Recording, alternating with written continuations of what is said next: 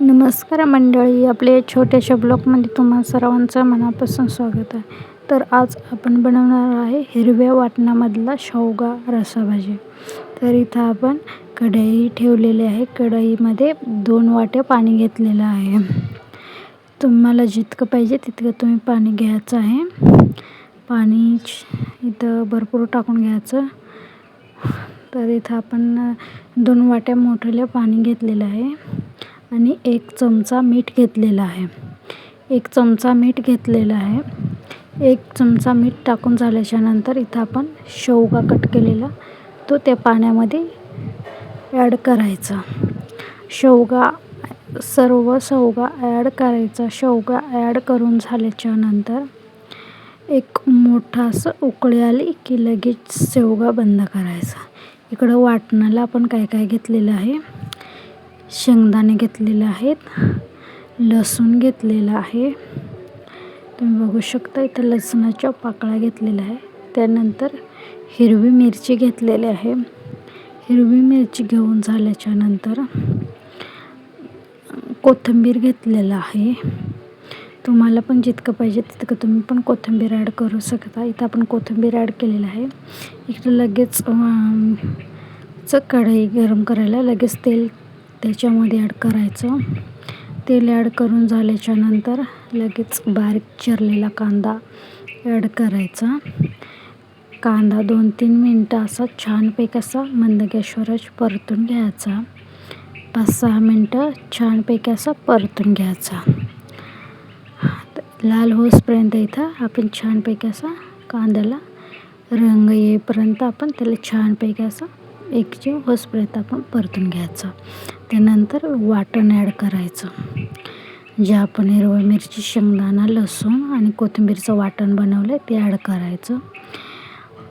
वाटण टाकून झाल्याच्या नंतर परत एकदा 5-6 मिनटं मंद गॅसवरच एकजीव होईपर्यंत त्याला मिक्स करून घ्यायचं. तर इथं आपण तुम्ही बघू शकता छानपैकी असं मिक्स करून घेऊ राहिलं. असं एकजीव होईपर्यंत कांदा आणि वाटण एकजीव होईपर्यंत मिक्स झालं पाहिजे. त्यानंतर हळद टाकलेली आहे. हळद ॲड करून झाल्याच्या नंतर आपल्या आवडीनुसार आपण त्याच्यामध्ये मीठ ॲड करायचं. अगोदर आपण शेंगामध्ये पण मीठ टाकलेलं, त्यामुळं मीठ मापातच टाकायचं.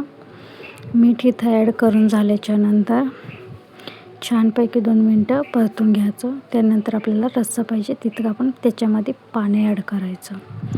तुम्ही तर बघू शकता आपण पाणी ॲड केलेलं आहे आणि परत जो रस्सा आहे तो छानपैकी असा 2-3 मिनटं असा ढवळून घ्यायचा.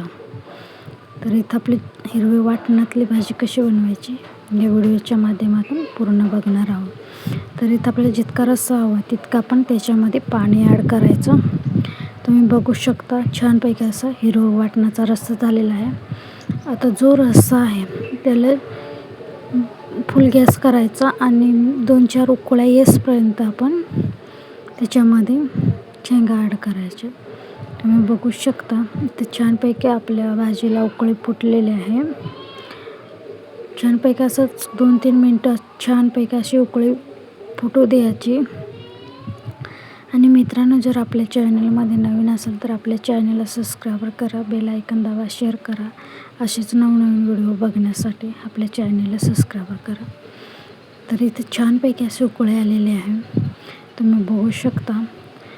आता त्यामध्ये आपण ज्या शेंगा उकडून घेतलेल्या आहेत त्या शेंगा त्याच्यामध्ये ॲड करायच्या आणि परत एकदा चमच्याने छानपैकी असं परतून घ्यायचं खालीवरी. तर आपल्या शेंगा पण अगोदरच शिजलेलं आहे, वाटण पण अगोदरच आपलं झालेलं आहे. तरी पण आपली छानपैकी अशी एक उकळी काढायची अशी कमी ह्याच्यात. आणि तुम्ही इथं बघू शकता आपली छानपैकी अशी उकळी काढून घेतलेली आहे. तर त्यानंतर आपला हे किती छान दिसतोय असे हिरवी वाटणाची रस्साभाजी. तर ह्या पद्धतीची तुम्ही पण एकदा रस्साभाजी बनवा. आणि तुम्हाला जर व्हिडिओ आवडल्यास आपल्या चॅनलला जॉईन करून घ्या. असेच नवनवीन व्हिडिओ बघण्यासाठी. तुम्ही कधी खाल्ले का हिरव्या वाटणाचं रस्साभाजी? नक्की कमेंटमध्ये सांगा. अशी छानपैकी अशी भाजी बनवायची बिना मसाल्याची. मग काय भाजी झालेली आहे. वरतून कोथिंबीर बारीक कापलेली सोडून द्यायची छानपैकी. तर तुम्ही बघू शकता इथं छानपैकी आपण कोथिंबीर सोडून दिलेली आहे आणि भाजी पण आपल्याला झालेली आहे. तुम्हाला जर आपल्या चॅनलवर कोणी नवीन असाल तर आपल्या चॅनलला सबस्क्राईब करा, बेल आयकॉन दाबा, शेअर करा, कमेंट करा. असेच नवनवीन व्हिडिओ पाहण्यासाठी आपल्या चॅनलला नक्की जॉईन करा. Bye bye. मग ह्या पद्धतीची भाजी तुम्ही पण एकदा बनवून बघा. Bye bye. पुढच्या ब्लॉगमध्ये भेटूया.